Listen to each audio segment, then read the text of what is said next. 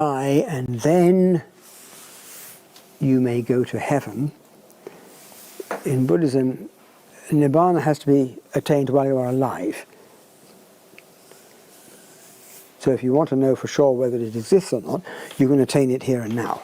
You don't have to wait until you die to find out whether Nibbana is true or not. So that is the first stage, or the first realization, that Nibbana exists, and we can say that is Nibbana with the 5 aggregates, the 5 khandhas, which the Buddha used to describe an individual. Those 5 khandhas are still in existence.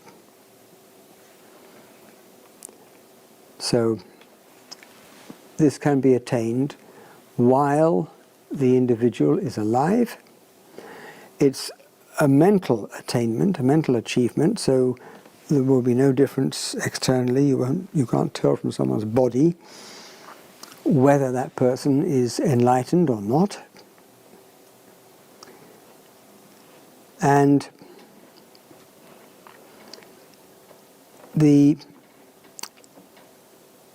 all the disciples of the Buddha who attained enlightenment while they were alive. But eventually, human bodies have to die. They decay, they get sick, and they die. The body of the Buddha was no exception, and that of any other enlightened being is not exception either. That is the nature of the body. So then, if you like, the second aspect of Nibbana is found, which is Nibbana without the 5 aggregates. Sometimes that is called Parinibbana, P-A-R-I, Parinibbana. And that was the state which the Buddha attained at the age of 80 when his body died. So then the question is, so where does he go?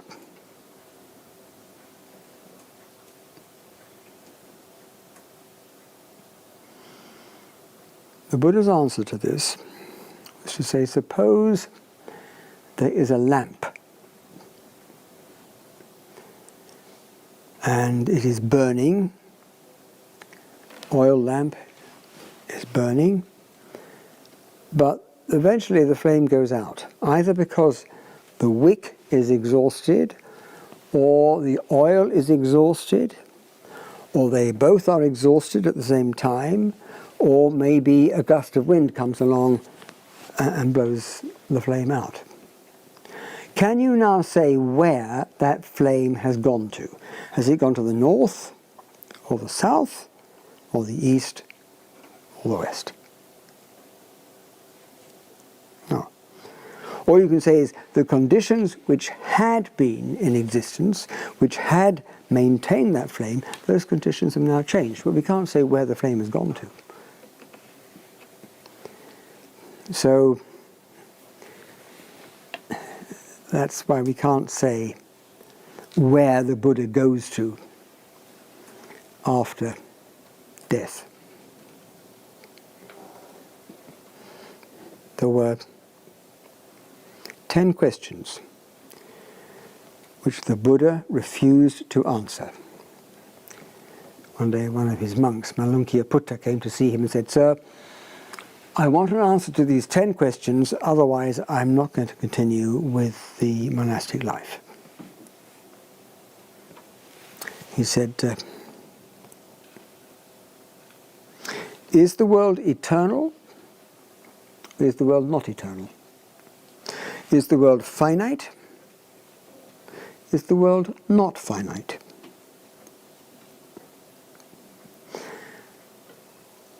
Are the spirit and the body the same? Or are the spirit and the body separate? That's 6. And the last 4 relate to, the term used there was Tathagata, which is the word that the Buddha used always to refer to himself. Does the Tathagata exist after death? That's question 7. Question 8. Does the Tathagata not exist after death? Does the Tathagata both exist and not exist after death? Does the Tathagata both not exist after death and not exist after death? And the Buddha said, something like, "You are a foolish man. You've never heard me answer these questions, and you never will hear me answering these questions, because you don't need to know the answers." He gave a very famous analogy of the man shot in the arm by a poisoned arrow. Does anybody not know this little story? Okay. A man is shot in the arm by a poisoned arrow. His friends want to pull the arrow out. And the man says, "No, wait. Hold, stop. First of all, I want to know who shot this arrow. What was his name? What was his family? What was his village? And who made the arrow? What was his name, his family, and his village? And the bow. Who made the bow? And what kind of wood was used for the bow? And what kind of stringing was used for the string of the bow?" And he goes asking all these questions, and the blood, his poison enters the bloodstream, and he dies. The Buddha is making the point. We have an urgent problem. The urgent problem is we are mired in this existence of dukkha. Put all your energy, all your effort into getting out of this mess, getting out of dukkha, eradicating dukkha. Don't waste your time and energy on unnecessary investigations. So his teaching is a very focused teaching. He said, "I teach just dukkha and the ending of dukkha." Or in another place he said, "Just as the mighty ocean has the taste of salt," meaning wherever you take water out of the ocean, it's got the same salty taste, "so has this mighty Dhamma but one taste, the taste of deliverance." So the Buddha didn't want to get involved in a lot of what he thought were unnecessary, irrelevant questions.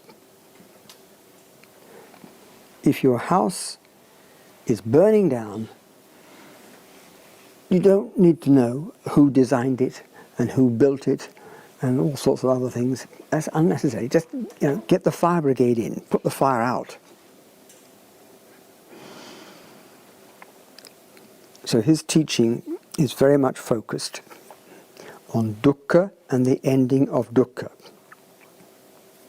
It may well be that he knew a lot more than he taught us. One day he was walking through a forest with a party of his monks, and he picked up from the floor of the forest a handful of leaves. And he said, "Monks, which is greater, the quantity of leaves I have here in my hand, or the leaves on the trees above our heads?" And they said, "Oh, sir, the number of leaves in your hand are very few. The number of leaves on the trees above our heads are very many." And the Buddha said, "Yes, just so. What I have taught you is like the leaves here in my hand. What I know is like the leaves on the trees above our heads. Meaning, he knew an awful lot more, but he didn't teach it. But what have I taught you?